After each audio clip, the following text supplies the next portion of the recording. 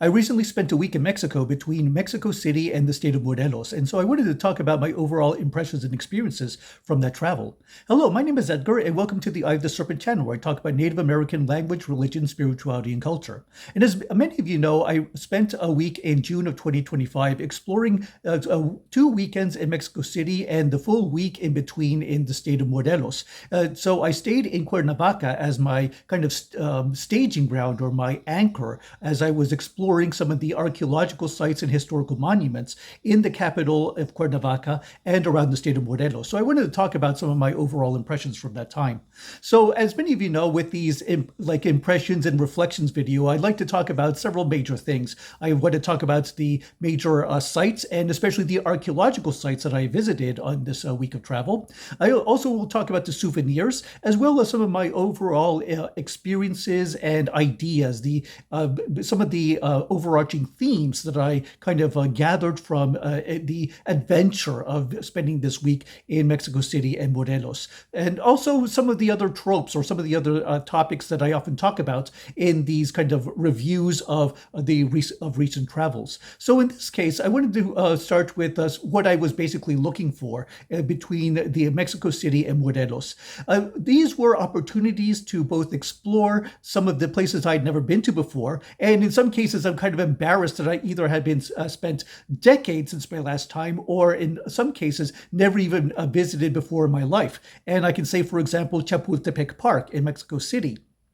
I very often visit Chapultepec Park, specifically to visit the National Museum of Anthropology. But that I did not do that this time, but there were other parts of the park that I had a chance to explore. So for example, the botanical gardens and the lake and the waterways around the park, but especially the walk up to the Castillo, the famous castle of Chapultepec Park, which now has a number of historical museums and galleries that feature a number of very important and seminal works of art from different time periods of Mexico's history. And I'm very glad that I got to see that, because it gave me the chance to see some pieces that I'd never before seen from even the archaeological record.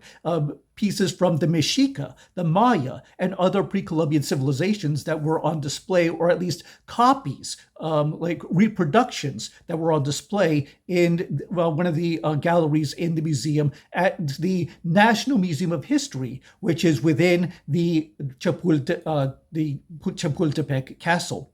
So I got a chance to see that, as well as taken many majestic views of the city that I never before experienced or partaken of. So there was a lot of historical architecture. There was also a lot of, let's say, archaeological pieces, as well as some unique and wonderful views of the capital of Mexico. So I had some very strong impressions of that trip to the Castillo, or to the castle.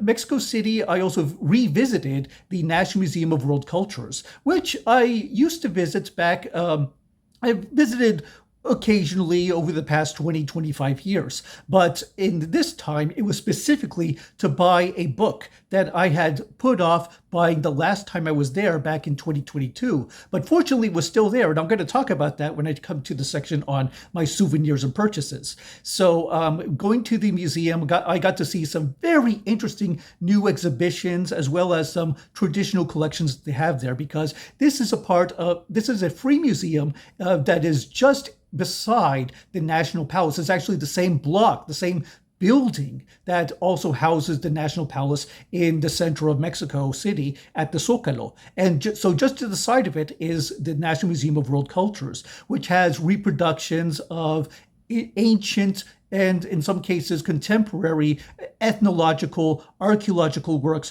from ancient Greece, Rome, Egypt, Mesopotamia, but also new ethnographic collections of contemporary culture, such as the Sami of Lapland and northern Scandinavia, and this fascinating exhibition on the Guna of Panama, and I collected a lot of material. I took a lot of photos and videos just of that section. So I was definitely glad that I had that chance to go, because that part was especially insightful. And I definitely look forward to incorporating some of these, the works and the lessons from the Guna of Panama into some of my forthcoming videos. So I was very glad to do that. So those are the kinds of things that I was doing on the weekends in Mexico City. But the main weekday span, so from Monday to Friday, I was in Morelos State, and I remained stationed at a really nice hotel in Cuernavaca, which is the capital of Morelos.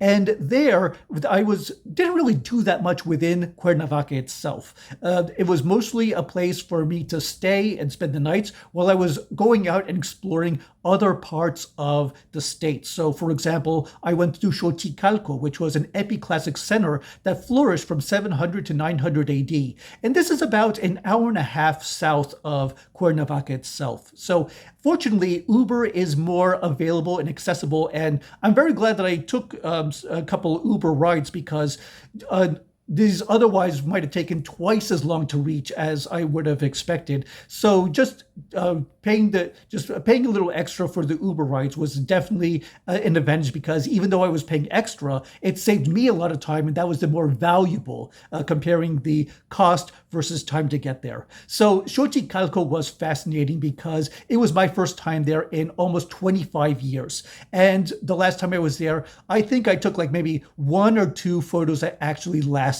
I think I had some old slides, but anyway, the museum itself, the Archaeological Site Museum, is extraordinary. It is one of the finest archaeological site museums I've ever seen in Mexico. So that alone is worth the admission. You could spend at least 1 or 2 hours just in the museum, because there is just so much to take in. And that almost led me to the big breakdown moments that I often get during these travels. But just seeing this ensemble of serpent images kind of like looking at me while I was entering one of the rooms with the theme of spirit animals, mythical beasts, and the stone and ceramic sculptures that express these ancient Mesoamerican ideas. So sculptures of jaguars and serpents and birds, and in these really fascinating arrangements within this one room. And it was just a very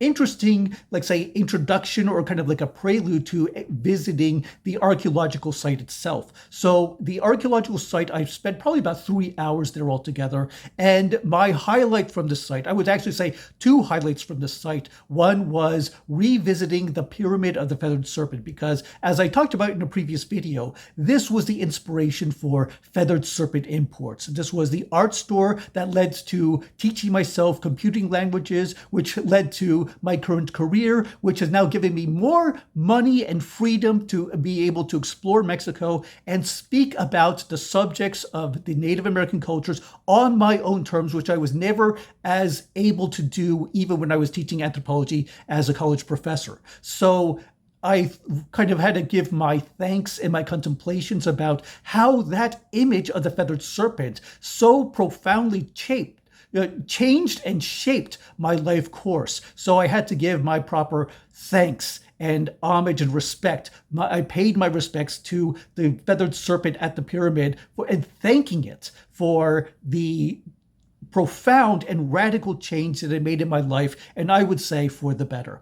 Another important, the second important site that gave me a strong impression at Xochicalco was the ramp of the animal glyphs, and I will have a separate video about that as well. It was this ramp that had all of these different stone slabs, each one carved with an individual spirit animal, or that had its own ritual and mythical significance. There were reptiles and birds and cats and other and butterflies, this variety of different wild animals that together were lining up the stairway. So I kept thinking about that combination, that coordination of all these different powers, of all these different spirit animals, converged upon this ritual slope that was a conduit or a bridge from one of the ball court sites all the way up to a temple. I would even say a palace or a pyramid that itself housed a great earth mother goddess. So I will include some images to show what I'm talking about, but this was one of the second of the two major impressions that I got from visiting Xochicalco. In Cuernavaca itself, I really didn't do too much. I had some fascinating insights. I had some really great, I'm very glad that I visited the State House, or the State Palace, as they call it, because at the time they were showing an exhibition on Emiliano Zapata, the famous revolutionary leader from Morelos, who is regarded as the hero, the champion of the indigenous peoples during the revolution. And I had a lot of impressions from seeing this exhibition of photography and notes, quotes from his letters and correspondences, biographical materials, photos of him, and the context of Zapata's rise to influence and presence during this important time of the Porfiriato in Mexican history, which would lead to the revolution of 1910. So I'm very glad that I at least had the chance to visit the State House. And then across the plaza, the State Museum, the Regional Museum of the Peoples of Morelos, which has a really extensive collection of pre-Columbian pieces, especially from the formative period, the time from 2000 to, I'd say, roughly 2000 BC to 1 to 200 AD. So this was the time of the Tlaquilco, and especially the Olmec civilization. And the State Museum had a number of pieces that focused on the emergence of pottery and ritual sculpture and the other characteristics that would define the emergence and the character of the ancient Mesoamerican civilization from its very beginnings. So that was very interesting, and I definitely will share many more videos from that part of the travel. And lastly, I have to talk about I should also talk about my first day in Cuernavaca, where I visited the site of Teopanzolco, which was a Tlahuica site, which was one of the Aztec civilizations contemporary with the Mexica, which would eventually bring in Mexica influences, especially when we consider the presence of the Huitzilopochtli temple upon the main pyramid, which is very much like the great temple of the Mexica at Tenochtitlan. So there too, in Morelos, I had this presence of the Mexica at this archaeological site within the city itself.